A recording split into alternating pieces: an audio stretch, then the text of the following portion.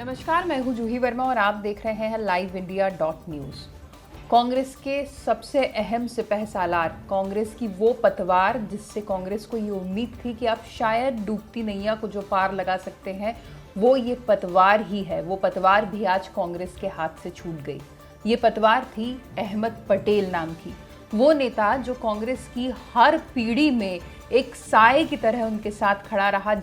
जहां जरूरत पड़ी, अहमद पटेल का नाम सबसे पहले आया कि यही पार्टी के संकट मोचक हैं। बड़े बड़े संकटों से अहमद पटेल ने पार्टी को निकाला, लेकिन अब वो उनका साथ छोड़कर जा चुके हैं। ऐसे समय में जब कांग्रेस को एक सच्चे साथी की, एक सच्चे मददगार की, एक विश्वास पात्र की सबसे ज्यादा जरूरत थी, जब पार्टी के अंदर बगावत है, पार्टी पूरे देश में अपना जनाधार खोती जा रही है, ऐसे समय पे अहमद पटेल का जाना कांग्रेस के लिए किसी झटके से कम नहीं है।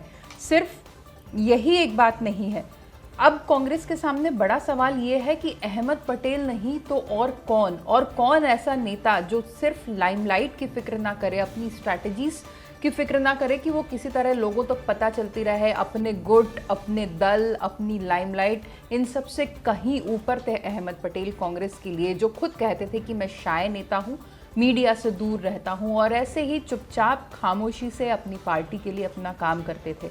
इंदिरा गांधी, सोनिया गांधी से लेकर राहुल और प्रियंका तक अहमद पटेल सबके विश्वास पात्र थे, सबके सलाहकार थे। अब सवाल यह है कि जब ये राइट हैंड उनका चला गया है तो अब उसकी जगह लेने वाला कौन है। कतार काफ़ी लंबी है, लेकिन हर कतार में लगे हर शख्स के साथ एक सवाल है कि ये होगा तो यही क्यों होगा जो अहमद पटेल की जगह ले सकता है। इसमें अहमद पटेल के बाद जो एक मजबूत दावेदार बन के उभरते हैं वो है केसी वेणुगोपाल, जो केरल से नेता है, बहुत विश्वास पात्र हैं फिलहाल राहुल गांधी जब वो अपनी लोकसभा सीटों से हारे और दोबारा चुनाव नहीं लड़ा तो राजस्थान से उन्हें राज्यसभा भी भिजवाया। लेकिन सवाल ये है कि जब केसी वेणुगोपाल अपने घर यानी कि केरल में ही गुटबाजी में उलझे रहे हैं, वहीं पे वो सारे मसले नहीं सुलझा पाए, तो राष्ट्रीय स्तर पर कितना बड़ा और कितने मददगार साबित हो सकते हैं वो कांग्रेस के लिए। इसके अलावा जो नाम आते हैं कपिल सिब्बल और गुलाम नबी आज़ाद के आते हैं। पुराने नेता हैं, कांग्रेस को अच्छे से समझते हैं, देश की नब्ज को अच्छे से जानते हैं, लेकिन इनके साथ समस्या ये है कि ये खुद बागी हो चुके हैं। कपिल सिब्बल की अहमियत इसी बात से समझी जा सकती है कि गांधी परिवार के जो अहम फैसले, जो अहम केस चल रहे हैं, वो सब कपिल सिब्बल के ही हाथ में है, उन्हीं की देखरेख में या उनके जरिए ही लड़े जाते हैं। ऐसे में अगर कपिल सिब्बल को ये अहमद पटेल की जगह दी जाती तो शायद वो मुफीद चेहरा हो सकते थे, पर फिलहाल नेतृत्व बदलने की मांग में वो सबसे आगे हैं। गुलाम नबी आज़ाद और कपिल सिब्बल वो चेहरे हैं जो उन 23 लोगों में शुमार हैं जो नेतृत्व परिवर्तन की मांग कर चुके हैं, चिट्ठी लिख चुके हैं, आला कमान के निशाने पे हैं। ऐसे में जाहिर तौर पर उनको विश्वास पात्र की श्रेणी में लाना थोड़ा मुश्किल होगा।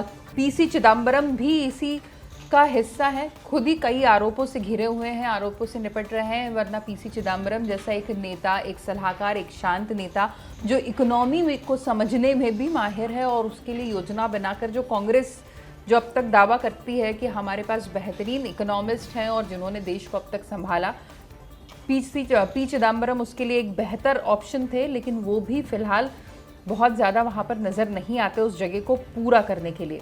कमलनाथ और अशोक गहलोत पहले से ही गुड बुक्स में है। इंदिरा गांधी हो, चाहे सोनिया गांधी हो, चाहे राहुल गांधी हो, सबके करीबी हैं, सबके सलाहकार रहे हैं, तजुर्बेकार राजनेता है, पर फिलहाल अपनी ही प्रदेश की दूसरी परेशानियों से इतना घिरे हुए हैं कि अभी केंद्र के लिए वो कितना समय दे पाएंगे, ये बहुत बड़ा सवाल है।